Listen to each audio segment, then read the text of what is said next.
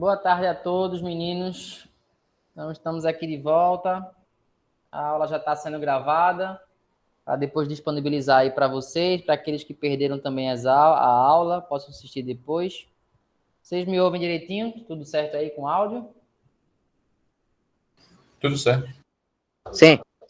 Então, vamos abrir aqui os slides e aí a gente já manda ver. Hoje a gente está com o tempo apertado, porque hoje é aniversário de Clélia, né? Como vocês bem viram.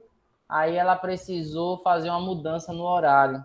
Aí, com essa mudança do horário dela, eu só consigo dar aula para as 3 turmas, comprimindo o horário, né? Não deixando aqueles 30 minutos que a gente tem entre uma aula e outra. Então, hoje vai ser um pouco mais corrido, no sentido de respeitar o tempo, né? Mas nada que atrapalhe aqui o nosso aprendizado. A gente só não vai ter folga para terminar um pouco mais tarde, só isso. Vamos lá, deixa eu selecionar aqui para compartilhar com vocês a minha tela, já está aberta. Vou apresentar. Janela. Aqui. Acho que já vai aparecer aí para vocês os slides. Pronto, já está aí para vocês verem os slides, né? Então, a gente viu na aula de ontem, a gente estava falando sobre os glicídios, né? São os açúcares. Então, falamos aí de alguns exemplos, como o caso da quitina, a celulose, a glicose. Falamos sobre os tipos de glicídios, né? Então, vimos que temos os monossacarídeos, que são formados por um único anel daqueles, né? Os disacarídeos, que são formados pela união de 2 anéis daquele, né? Ou seja, a união de 2 monossacarídeos gera um disacarídeo, né?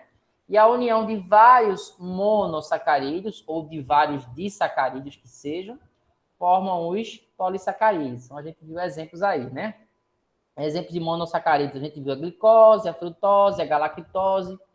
Disacarídeo, eu mostrei para vocês sacarose, maltose e lactose. E polissacarídeos, eu mostrei para vocês a quitina, o amido, a celulose e o glicogênio. Só lembrando que esses aqui não são todos, tá certo? Não são todos os monossacarídeos, não são todos os disacarídeos. Existe ainda uma variedade de sacarídeos muito maior, tá certo? Esses aí são apenas alguns dos que eu estou exibindo, dos que eu trouxe aí para vocês. Os mais importantes, evidentemente, né? Para a vida animal, sobretudo vida humana. Então, a gente falou aí sobre as pentoses e as hexoses, né? Vimos que as pentoses são constituintes aí do DNA e do RNA, né? A desoxirribose e a ribose, para ser mais específico, né? A desoxirribose do DNA e a ribose do RNA. E vimos as hexoses, né? Como sendo as estruturas aí, tá certo? Mostrei aí as estruturas de sacarose, a lactose, como elas eram compostas pelos seus monossacarídeos, né? A maltose também. A gente viu também aí a decomposição da sacarose, a da lactose. Vimos o caso aí da maltose. E aí falamos dos polissacarídeos, né? Mostrando as estruturas deles. Falando desse Nzinho aqui, né, pequenininho, que quer dizer que são muitas repetições, né? Então, tanto para a celulose, amido, glicogênio e a quitina, tá certo? São formas diferentes de agrupamento.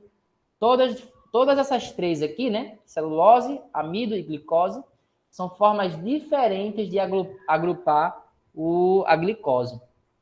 A quitina é que tem um monossacarídeo diferente, tá certo? E hoje a gente vai entrar nos lipídios. Então, lembrando lá, logo no início dessa aula, desse slide, a gente estava falando aí sobre as substâncias que compõem os seres vivos, né? Ou que são essenciais para a vida. Então, abordamos a água, já falamos sobre os glicídios, que são os açúcares, né? Os carboidratos, os que dão fonte de energia imediata. E agora a gente vai falar sobre os lipídios, ou, como a gente costuma dizer, óleos e gorduras, tá certo? Lipídio é o termo técnico, é o termo biológico que a gente deve utilizar, enquanto que óleos e gorduras são termos coloquiais que a gente costuma utilizar no dia a dia. Então, os óleos e gorduras que fazem parte da nossa alimentação e da constituição do nosso corpo são os chamados lipídios, tá certo? E a gente vai falar um pouco sobre eles, sobre as suas funções, né, e suas características e os seus tipos de lipídios, né? Então, eu tinha adiantado para vocês que as gorduras, que os lipídios, eles tinham como função principal armazenar energia para uma eventual necessidade, né? A gente, inclusive, comparou a quantidade, o percentual de gordura, de lipídios no sangue, com a de glicídios, ou seja, de gordura com a de açúcares. E a gente viu que o teor de gordura precisa ser maior, porque ele é uma reserva para quando faltar alimento, né?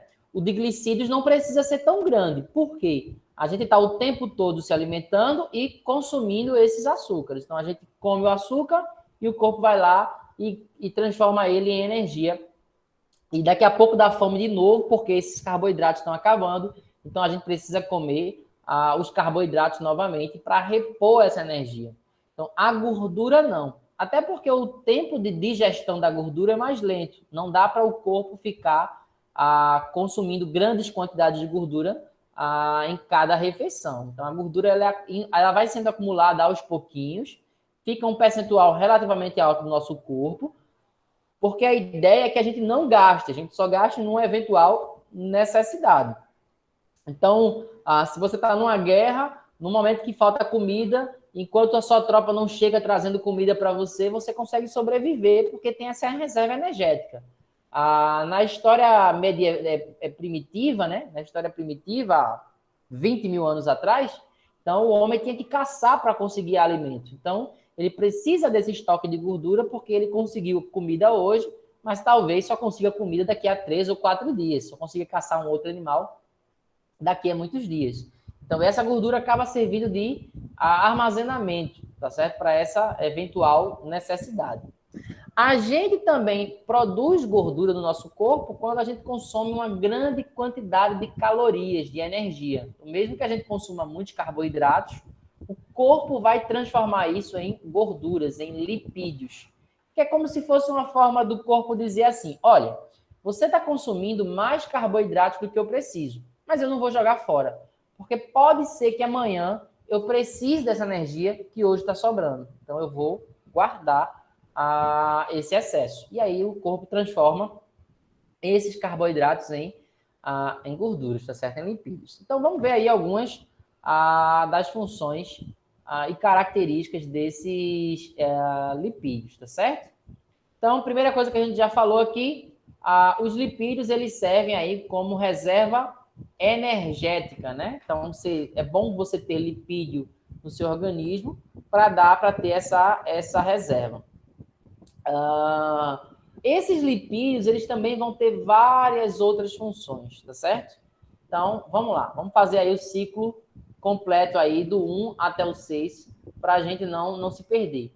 Então, ó, os lipídios, eles são moléculas orgânicas constituídas principalmente, mas não só por isso, por carbono, hidrogênio e oxigênio, tá certo? Então, são só esses aqui? Não, esses são os principais ingredientes, vamos dizer assim, o esqueleto. Existe uma classe, por exemplo, que são os fosfolipídios, que além desses átomos apresentam fósforo na estrutura, por exemplo, né? Então, carbono, hidrogênio e oxigênio são os principais, mas não são os únicos componentes. Uma característica dos lipídios é que eles não são solúveis na água, eles são insolúveis. O que é que isso quer dizer? Quando você coloca uma gordura, quando você coloca um óleo na água, ela não consegue se dissolver bem, né? A gente até já comentou com vocês sobre isso. Lembra que eu falei de colesterol bom e colesterol ruim? Vocês lembram disso? Lembro.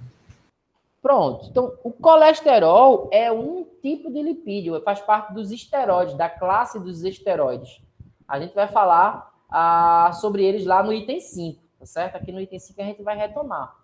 Então, colesterol, por exemplo, é um lipídio e como todos os demais lipídios, eles não se dissolvem bem em água. Alguns lipídios dão um jeitinho de se dissolver, mas mesmo os que dão esse jeitinho não se dissolvem muito bem, tá certo? Por outro lado, esses lipídios vão se dissolver em substâncias como álcool, como benzeno, como clorofórmio, como éter, que são substâncias que não estão presentes no nosso organismo, tá certo? Essas substâncias citadas aqui, ó, todas elas dissolvem lipídios, mas isso não está presente no nosso corpo e, pelo contrário, se a gente coloca essas substâncias no nosso corpo, elas afetam o funcionamento dele. Aquilo que o corpo mais tolera é o álcool, mas mesmo assim ele faz mal para o nosso organismo, ele intoxica o nosso organismo, certo? Então, primeira característica dos lipídios, vocês já sabem, óleo e gordura não se dissolvem bem em água, tá certo? Essa é a primeira característica. Segunda característica dos lipídios, os lipídios, eles, os mais comuns, né, os mais abundantes são os glicerídeos, certo? Os mais importantes para a gente são os glicerídeos. Então, qual é a característica dos glicerídeos? A gente vai ver um pouco mais para frente. Mas, basicamente, é ter 3 cadeias carbônicas. Cada linhazinha dessa aqui, ó, que vocês estão vendo com os tracejados, refere-se a um carbono que se liga no outro, que se liga no outro, e assim sucessivamente. Cada uma dessas pontinhas, eu não sei se vocês conseguem ver bem aí, mas se não estiverem conseguindo ver, vocês podem dar um zoom nessa imagem, né? Cada uma dessas pontinhas, elas representam um átomo de carbono, tá certo? Então, deem um zoom aí que vocês vão ver, vão conseguir ver. Eu acabei de fazer o teste aqui, vocês derem um zoom aí com a pinça, fazendo o dedo no formato de pinça, vocês vão conseguir ver esses pontinhos. Então, cada pontinho desse aqui, esse outro, são todos carbonos, um ligado ao outro. Quando eles tiverem ligações duplas, né, ou seja, 2 traços entre um ponto e outro, a gente vai dizer que essa gordura ela é insaturada. A gente chama de poliinsaturada quando ela tem várias ligações duplas, quando ela tem várias insaturações dessas. Essas são as chamadas gorduras boas, né? Então, quando alguém diz assim, olha, é bom consumir azeite, mas margarina não é bom, né? Por quê? Qual é a diferença? É que no azeite, essas gorduras, esses lipídios, eles são insaturados, ou seja, tem ligações duplas no meio da cadeia. Isso faz bem para o organismo. Por outro lado, a gente tem os saturados. Aí são todas ligações simples. Se você observar, entre um carbono e outro, só tem traços únicos, né? Que representam uma ligação simples. Essas são as gorduras que, em excesso, que em grande quantidade, vão começar a gerar problemas de circulação, certo? Então, não é que a gente não deva consumir, mas a gente deve consumir as gorduras saturadas de maneira moderada. As poli e as insaturadas, a gente pode consumir de forma mais abundante. Aí, um erro muito comum, o que as pessoas fazem?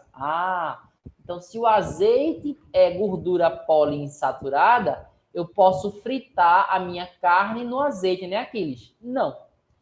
Quando você coloca o óleo, o azeite, para fazer essa fritura, o que acontece? Esse azeite, sendo aquecido, vai perder essas ligações duplas. E aí ele vai se transformar em uma gordura saturada. Então ele acaba perdendo as suas propriedades, né? A margarina é assim. Vocês sabem a diferença de manteiga para margarina? Margarina faz mal. Tipo, mais mal que a manteiga. Ela é mais gordurosa, alguma coisa assim? Isso é um mito, né? Essa história é uma... aliás, não é nenhum mito, perdão, deixa eu me corrigir.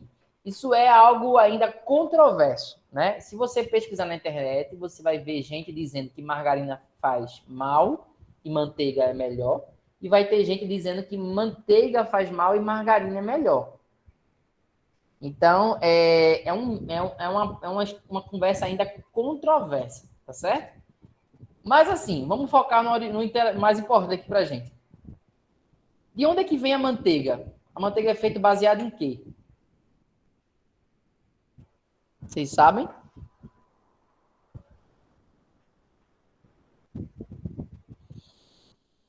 Ninguém sabe de onde é que veio a manteiga? Como é que é a manteiga produzida? Do leite? Não, né? Isso, do leite.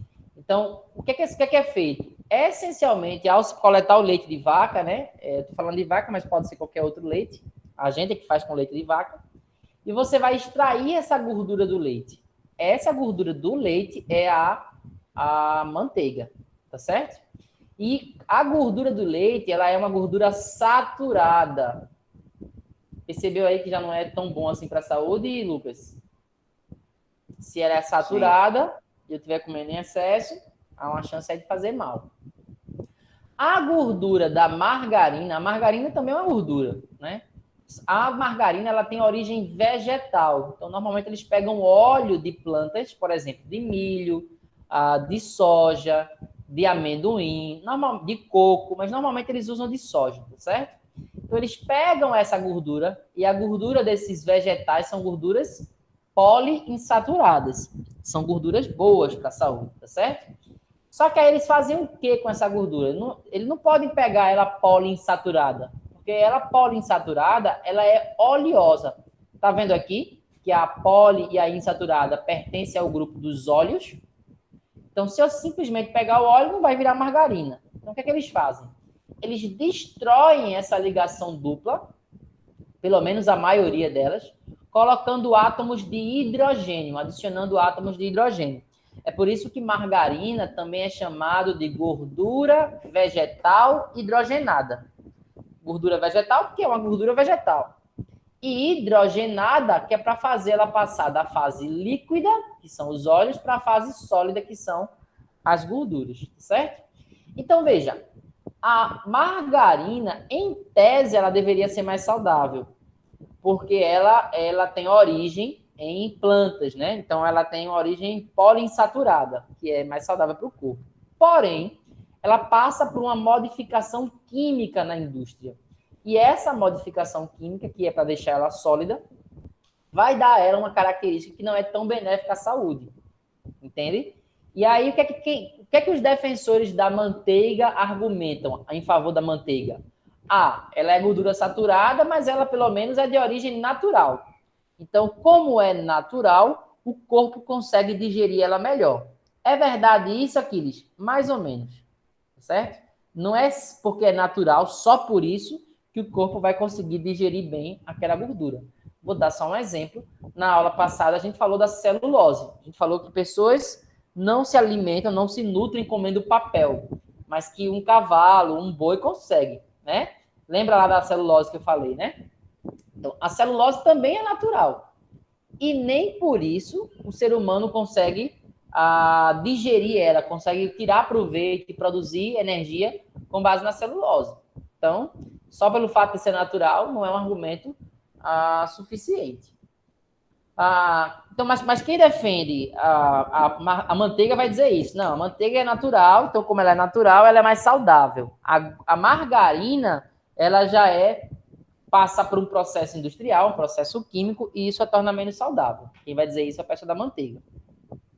O pessoal que defende a margarina vai dizer assim, não, mas a manteiga, desde o princípio, já é composto por substâncias que não fazem bem à saúde, que são as gorduras saturadas. A margarina, ela tem origem em substâncias que são saudáveis. Elas são produzidas a partir de substâncias saudáveis, que são os óleos insaturados. E quando a gente faz essa hidrogenação, quando a gente destrói essa insaturação, essa ligação dupla, a gente não destrói 100% delas. Então, as gorduras presentes na margarina ainda são melhores do que a da manteiga. E o pessoal da margarina ainda vai dizer o seguinte, olha, junto com a manteiga, também tem colesterol. Colesterol faz mal à saúde. Colesterol em excesso faz mal à saúde. A margarina não tem colesterol. Por quê? Colesterol é algo típico produzido pelos animais. Se as margarinas vêm de gorduras poliinsaturadas, né, produzidas por plantas, então a matéria-prima das margarinas não tem colesterol. Se você pegar um pote de margarina, vai estar lá dizendo livre de colesterol. Se você pegar um pote de manteiga, não só não vai dizer que é livre de colesterol, como lá na tabela nutricional vai dizer, cada tantos gramas eu vou ter tantos miligramas de colesterol. Então, fica essa discussão, né? Por um lado, a manteiga é melhor, por outro, a margarina é melhor, né? Nenhuma das duas são alimentos maravilhosos. Quer dizer, então, que eu devo deixar de comer aqueles? Não quer dizer que você deixar de comer. As gorduras são boas para a saúde. O problema é consumir elas em excesso, tá certo? Então, consuma com moderação, que não vai ter problema nenhum. Então, essas são as características aí dos poliinsaturados e saturados, né? Tanto os poliinsaturados como insaturados são os óleos, o azeite, o óleo de soja, o óleo de milho, enfim, o óleo que é de palma, uma série de óleos de origem vegetal, eles são bons para a saúde. Os que são saturados é os que têm origem animal.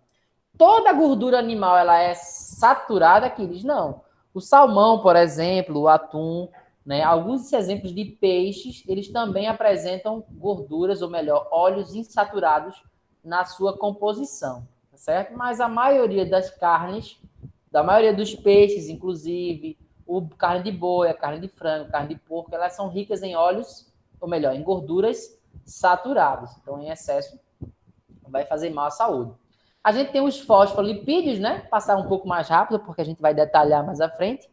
A gente tem os fosfolipídios, como eu já falei, além da estrutura lipídica, ela tem um grupo fosfato, né? Que é fósforo mais oxigênio, na ponta, que é o que a gente vai chamar de cabeça do fosfolipídio, né? E a gente vai ter a outra região, que é o lipídio propriamente dito, que é a cauda. E as características vão ser a seguinte: a cabeça hidrofílica, a gente já falou isso, né? Hidro, água, filia, afinidade. Então, a cabeça do fosfolipídio tem afinidade com a água, isto é, se dissolve bem ou se mistura bem na água. A cauda do lipídio ela é hidrofóbica, né? Ou seja, ela tem aversão à água, então ela não se dissolve bem em água. Então, como o fosfolipídio tem as duas estruturas, ela tanto consegue se dissolver bem em água, como em substâncias que não se dissolvem em água. O fosfolipídio, ele é o que a gente chama de anfifílico, né? Tanto tem afinidade com gorduras, como também tem afinidades com moléculas de água. A gente tem os cerídeos, né? A classe dos cerídeos, de onde se originam as ceras. Então, vocês já repararam que a pele da gente fica oleosa depois que a gente passa um certo tempo sem tomar banho? A minha fica direto. Como é? A minha fica direto. Fica direto, né? Mas quando você toma banho, passa sabão, naquele momento que você acabou o banho, ainda está oleosa? Tá não. Tá não. Por quê? O sabão leva embora parte dessa cera, né? Ele vai removendo essa parte dessa cera. Então, isso tem um lado bom, o tomar banho, mas também tem um lado ruim. Ao fazer a remoção dessa cera, você tira uma série de proteções do seu corpo. Então, o seu corpo vai trabalhar para fazer a reposição dessa cera. Aquiles, então quer dizer que eu não devo tomar banho? De jeito nenhum, né? Ao fazer isso, você tem outros problemas. Mas também quer dizer que você não deve tomar 8 banhos por dia. Porque se você estiver tomando uma quantidade de banhos muito alta, né? E o problema não é a água, o problema são os sabonetes, o sabão, você vai estar removendo totalmente a cera da sua pele. E aí você vai estar fazendo com que ela não cumpra a função dela. No caso da nossa pele, a cera serve para hidratar a pele, impedir que a água da pele evapore e a gente desidrate, e dificultar a entrada de micro-organismos que podem causar doenças no nosso corpo, né? Então, a gente, ao remover completamente essa cera, a gente está abrindo o nosso corpo para a entrada de micro-organismos patogênicos que vão causar doença. Então, as ceras têm essa função. Nas plantas, as folhas, elas normalmente são enceradas, né? Elas têm uma camada de cera. Essa cera é utilizada aí para impedir que a água da planta evapore de uma vez só pelas folhas. Então, a planta acaba desidratando. Então, as ceras têm essa função. As abelhas utilizam as ceras para colar as estruturas da sua colmeia, por exemplo, né? O corpo dela produz essa cera, ela usa esse excesso de cera justamente para fazer os favos lá onde ela vai armazenar o mel. e assim por diante, né? Então, a cera tem uma característica, eu vou mostrar para vocês mais para frente, com detalhes, tá certo? E a gente tem os esterídeos, né? Então, os esterídeos são aí o colesterol, a testosterona, o estrogênio, os hormônios de maneira geral. A gente vai ver o que é que tem que ter para ser um esteroide. E a gente tem os carotenoides, né? Que são lipídios de coloração amarela, vermelha e laranja, né? E que apresentam diversas funções, entre elas a produção de vitaminas e substâncias que ajudam no processo da visão, por exemplo. Então, vamos lá. O que é um triglicerídeo? O que tem que ter para ser um triglicerídeo? O triglicerídeo ele é originado a partir da reação de um ácido carboxílico, tá certo? Não precisa vocês se preocuparem com isso. Isso é algo que vocês vão aprender mais para frente, em detalhes, o que são ácidos graxos ou ácidos carboxílicos, tá certo? Reagindo com álcools, mas não qualquer álcool, porque álcool é um grupo OH ligado a carbono, né? Então, esse ácido graxo tem que ligar-se com o glicerol. O glicerol é um álcool que apresenta 3 OHs ligado em 3 carbonos vizinhos. Então, esse cara aqui é o glicerol, ele é um tipo de álcool, tá certo? Ele é um triálcool, para ser mais específico. Então, o que acontece? Essa aqui é a estrutura da gordura e essa estrutura vai se ligar ao álcool. Então, por isso que se chama de triglicerídeo, porque a estrutura desse álcool, que é essa parte aqui, deixa eu corrigir aqui, essa parte aqui é a estrutura do álcool e ela vai se ligar a 3, né? Ela vai se ligar a 3 estruturas que são características de gorduras. Deixa eu trocar a cor da tinta aqui que eu vou marcar a gordura. Essa é a estrutura da gordura. Parece que está ligando aqui, mas não está não, tá? Então, ó, perceba que como essa, a gente tem ainda mais 2 estruturas. Não, aqui embaixo está mais uma e essa que eu não circulei aí é mais outra. Então, por isso que a gente chama de triglicerídeo, porque é como se fossem 3 gorduras, né? Ou 3 glicerídeos ligados uns aos outros, não de forma direta, mas através de um glicerol, tá certo? Essa é a estrutura dos triglicerídeos. Então, os triglicerídeos, eles servem, por exemplo, no caso dos patos, para impermeabilizar as penas. Vocês já viram imagens como essa aqui, né? Os patos entram nos rios, nos lagos, e aí eles se mergulham para tomar banho, às vezes para caçar, né? Um peixe pequenininho, pode ser uma minhoca que esteja nesse lago. Então, ele mergulha. Mas os patos também voam. Se as penas dele molhassem, ficassem úmidas, encharcadas, o peso do pato ia aumentar muito e ele não ia conseguir levantar voo. Então, o pato ia ter que fazer o quê na prática? Sair para a terra, ficar lá se secando. Quando tivesse 100% seco, ele ia conseguir levantar voo. O problema é que esse processo ia demorar muito tempo, né? Imagina que eu pegasse aí algodão e mergulhasse o algodão aí na água. Depois de mergulhar o algodão na água, eu colocasse no sol. Ele não ia secar em 2 minutos, em 5 minutos. Ia demorar essa secagem. E aí onde é que está o problema? Ao demorar para secar, o pato ficaria sujeito a ser caçado. Então, a vantagem do pato aqui é que essas penas, elas são cobertas com essas ceras, né? Com esses triglicerídeos, né? E aí essa cera faz o quê? Ela impede que a água tenha contato com a pena dele. Lembra, né? As gorduras, elas são hidrofóbicas. A parte da gordura, ela é hidrofóbica. Então, ela tem repulsão, ela repele as moléculas de água. Então, na prática, o que eu estou dizendo para vocês é que a pena dos patos não se molham. Então, mesmo eles mergulhando, a água fica toda na superfície. Ela não entra por dentro das penas. Então, basta ele se sacudir um pouquinho, essa água é arremessada para longe dele e ele está apto para voar na hora que ele precisar. Então, essa é apenas uma das funções aí dos triglicerídeos, tá certo?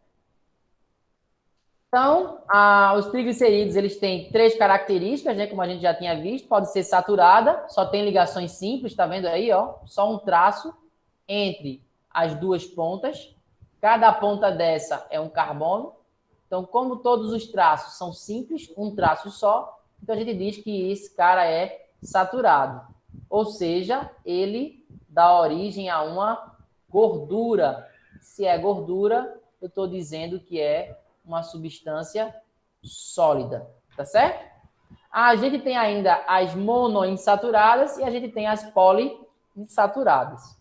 Olhando os desenhos, vocês perceberam uma mudança no desenho quando tem essas tais insaturações?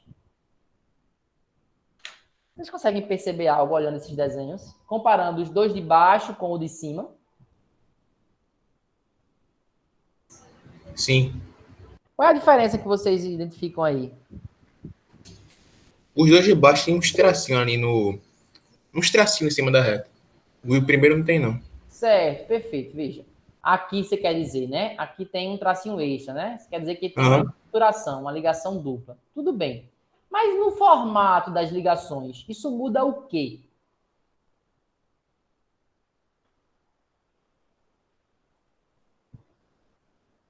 Olha aí, olha para a primeira. Olha como estão os carbonos, ó, para cima, para baixo, para cima, para baixo, para cima, para baixo, bem organizadozinho, estão vendo? No primeiro. Enquanto que no segundo, o que tem essa ligação dupla, ele começa a ir para o lado, tá vendo? Ele começa a tornar a molécula maior. Se tiver várias insaturações, isso fica pior ainda. Então, qual é a consequência? As moléculas saturadas, elas conseguem encaixar umas nas outras. Como elas encaixam umas nas outras, elas ficam bem juntinhas e justamente por isso que elas são sólidas. O estado físico delas são sólidos. As mono e principalmente as poliinsaturadas, elas vão formar justamente os óleos. Por quê? O fato das moléculas serem assim, ó, bem tortas, não deixa elas se encaixarem uma nas outras. E a consequência delas não se encaixarem uma nas outras é que elas não vão ficar tão próximas e, consequentemente, elas vão ser líquidas. Então, essa é a diferença das gorduras saturadas para as gorduras mono e poliinsaturadas. Perdão, gorduras não, né? Os glicerídeos. Então, sempre que o glicerídeo for mono ou poliinsaturado, a gente vai ter ele na fase líquido, tá certo? Vão ser óleos. Quando for saturadas, a tendência é que eles sejam sólidas, justamente porque elas conseguem se organizar umas nas outras, tá certo? Função desses triglicerídeos, né? Os triglicerídeos, eles realizam a absorção de vitaminas que não são solúveis em água. A gente chama de vitaminas lipossolúveis, ou seja, que se dissolvem nos lipídios, que se dissolvem nas gorduras. Quem são essas vitaminas? Vitamina A, vitamina D, vitamina E e vitamina K. Essas 4 vitaminas, elas precisam de gorduras para serem absorvidas, tá certo? Então, os triglicerídeos têm esse papel no sentido de fazer a absorção. Quando você consome em excesso essas vitaminas, o corpo não consegue eliminar. Então, ele vai jogar essas vitaminas para serem armazenadas nas gorduras. Então, isso que ele está chamando de tecido adiposo são os tecidos formados por gordura, certo? E quando tiver no excesso, o corpo vai eliminar essas gorduras e, junto com as gorduras, as vitaminas. E ele elimina isso através das fezes. As outras vitaminas, que não são a A, D, E e K, como a vitamina B, como a vitamina C, se você consumir em excesso, elas saem na urina, porque a urina é essencialmente composta de água. E a água dissolve essas outras vitaminas. Então, as vitaminas que saem nas fezes são as gordurosas, né? A, D, E e K. E as vitaminas que podem eventualmente sair na urina, se tiverem em excesso, são as demais vitaminas, as vitaminas hidrossolúveis. Aí a gente fala sobre as funções dos cerídeos, eu já comentei com vocês, né? Então, os cerídeos têm como função aí o processo de impermeabilização de estruturas. Então, por exemplo, ele não fica... as abelhas, elas não ficam tão suscetíveis à água, né? A sua colmeia. Se chover, ela não vai destruir a colmeia, porque o seu mel, a sua colmeia como um todo, ela está revestida por essas ceras. Vale salientar que mel se dissolve em água, tá certo? Mel é feito de açúcar, essencialmente açúcar. Então, se você botar uma boa quantidade de água, você consegue dissolver o mel todinho. Então, se não fossem essas ceras, ao sinal da primeira chuva, a colmeia iria encharcar, esse mel ia se dissolver na água e iria embora na chuva. Então, as ceras têm essa função. Os cerídeos têm essa função aí de impermeabilização de água, como a gente já tinha comentado. Os esteroides, né, que é uma outra classe dos lipídios, elas têm essas características. Elas são formadas por 4 anéis que estão colados um no outro. O tipo de esteroide vai ter a ver com cada átomo que se liga nesses números que vocês estão vendo aqui, né? Onde estão os números são os carbonos, são átomos de carbono. Então, se eu botar um OH no carbono 1, já é um tipo de esteroide.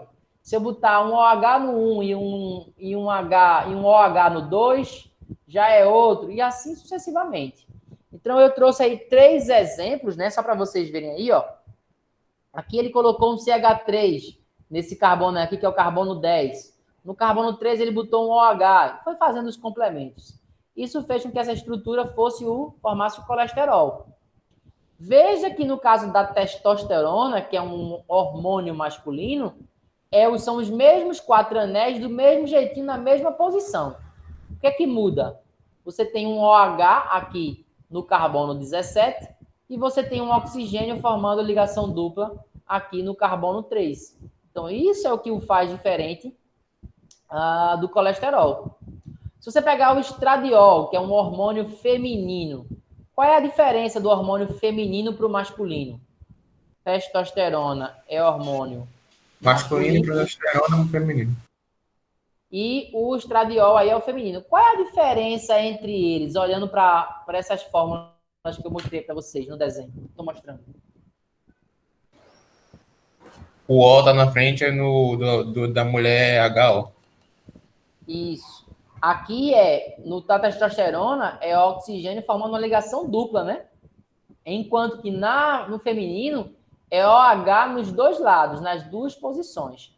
Então, eles são bem parecidos, mas enquanto um tem OH de um lado e O do outro, aqui é OH e OH. Além disso, aqui só tem uma ligação dupla, né? Na do feminino são 3, ó. Uma dupla aqui, outra aqui e outra aqui. Então, são essas pequenas diferenças que fazem com que esses hormônios tenham funções bem distintas no corpo. Então, enquanto um vai dizer ao corpo produza mais músculos, o outro vai dizer ao corpo produza mais gordura. Isso tem uma explicação evolutiva, né? Produza mais músculos, homem, porque você precisa caçar. Produza mais gorduras, mulher, porque você precisa amamentar. Então, para amamentar, você tem que ter reserva de energia que vai nutrir o seu filho. Então, essa pequena diferença nas estruturas desses esteroides faz com que tenham funções diferentes nos corpos dos homens e das mulheres, né? Lembrando aí que a mulher também tem testosterona no corpo dela e no homem também tem estradiol no corpo dele. A diferença é que nos homens o que tem muito mais é testosterona. Estradiol tem bem pouquinho. Nas mulheres é o contrário. Tem muito mais estradiol e bem pouquinho testosterona, tá certo? Então essa é a diferença. A gente tem ainda os fosfolipídios, né? Eu falei para vocês disso, né? Que o colesterol ele é constituinte da membrana plasmática. Na membrana plasmática das células, a gente tem justamente a estrutura de um fosfolipídio. Então, a gente tem aqui, ó, a estrutura da gordura como toda, tá certo? Como toda a gordura que a gente viu até agora. Essa aqui, ó, são estruturas da gordura. Só que a gente tem esse grupo fosfato aqui, ó. Esse grupo fosfato ele é formado pelo P e pelos 4 átomos de oxigênio, tá certo?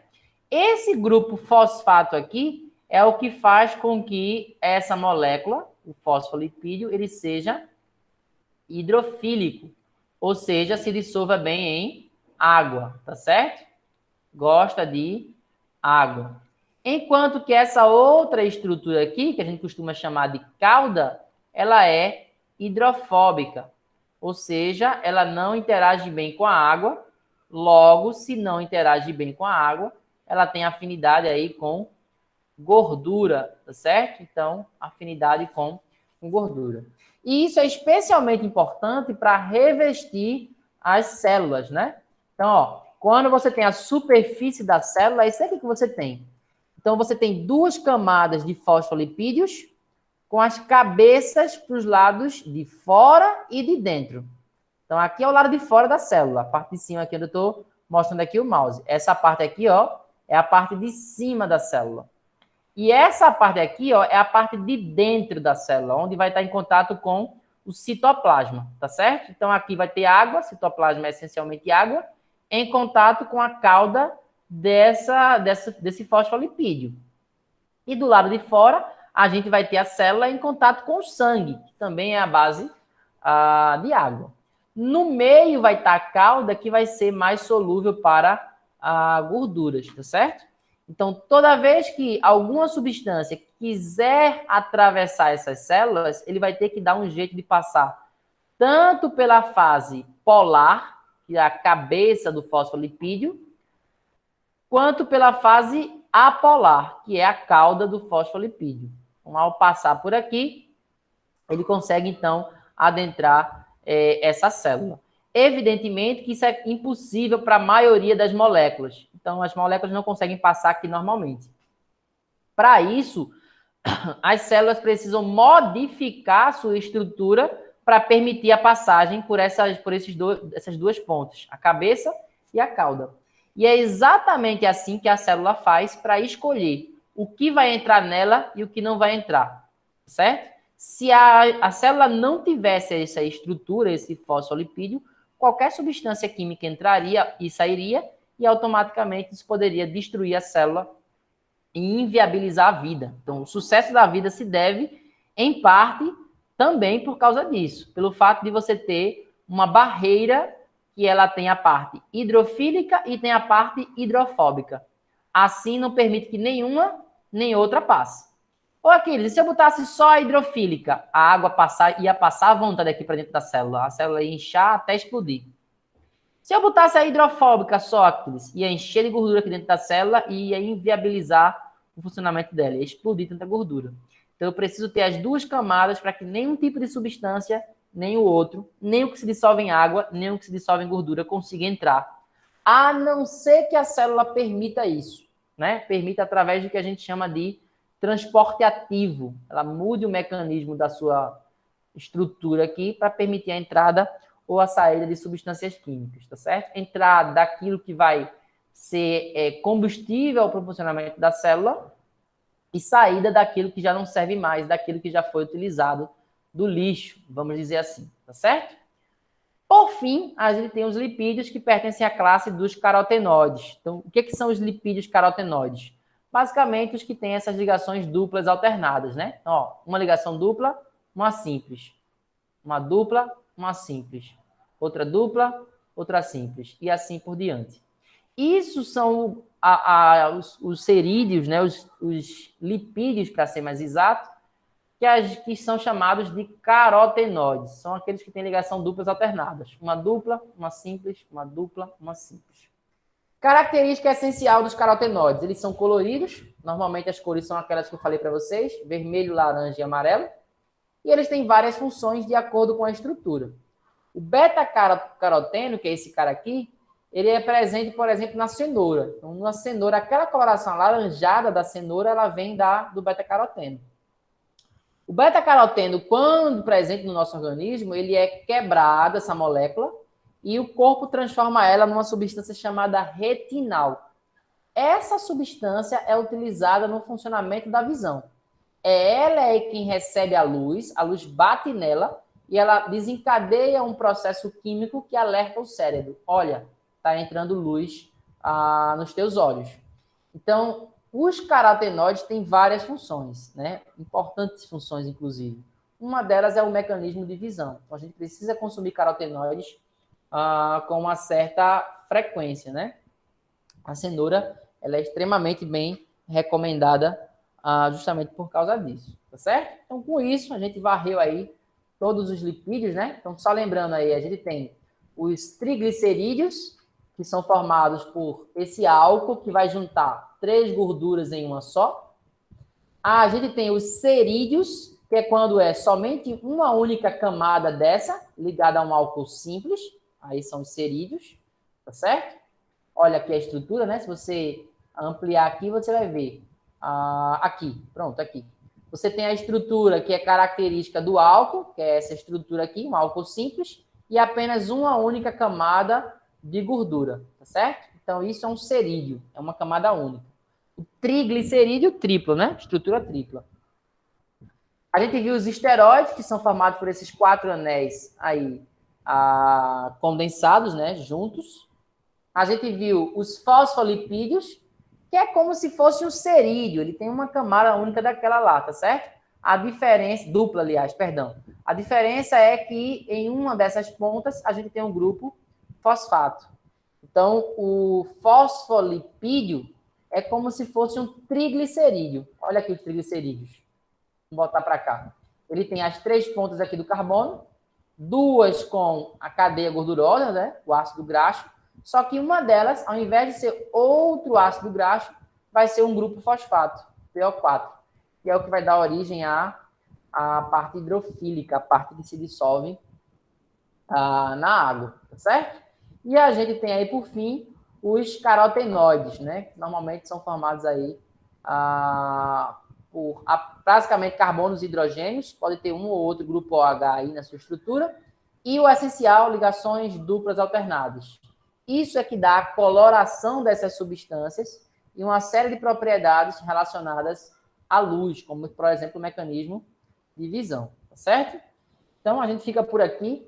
Na nossa próxima aula, a gente já vai voltar falando de proteínas. Então, a gente vai falar sobre as proteínas, que são as substâncias presentes em maior concentração no nosso organismo. Então, os nossos músculos, os nossos órgãos, todos eles são formados por proteínas e eles vão ser aí o foco da nossa próxima aula.